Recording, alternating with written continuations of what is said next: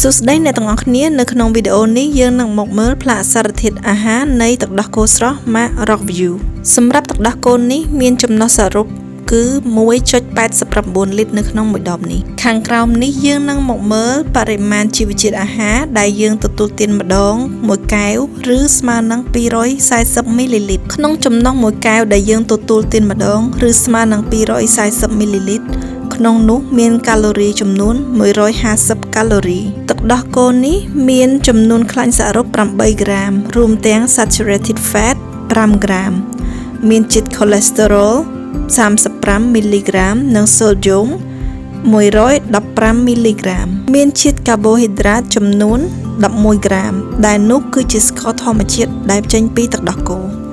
ចំណែកឯប្រូតេអ៊ីនវិញមានចំនួន8ក្រាមចំពោះទឹកដោះគោនេះវាផ្ដល់សារជាតិចិញ្ចឹមសំខាន់ៗដូចជាវីតាមីន D កាល់ស្យូមនិងប៉ូតាស្យូមក្នុងនោះផងដែរវីតាមីន D ជួយឲ្យរាងកាយរបស់យើងស្រូបកាល់ស្យូមបានល្អចំពោះកាល់ស្យូមមានចំនួន300មីលីក្រាមដែលកាល់ស្យូមជួយឲ្យឆ្អឹងនិងធ្មេញរបស់យើងរឹងមាំប៉ូតាស្យូម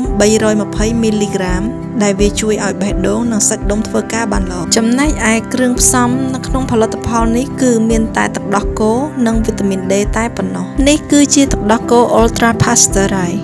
ដែល Ultra Pasteurized នេះគឺគេប្រើកម្ដៅខ្ពស់ដើម្បីសម្លាប់មេរោគនិងរក្សាភាពស្រស់របស់ទឹកដោះគោឲ្យបានយូរសូមអ្នករក្សាទុកទឹកដោះគោនេះនៅក្នុងទូទឹកកកនិងទទួលទានចន្លោះរយៈពេលពី7ថ្ងៃទៅដល់10ថ្ងៃបន្ទាប់ពីបើករួច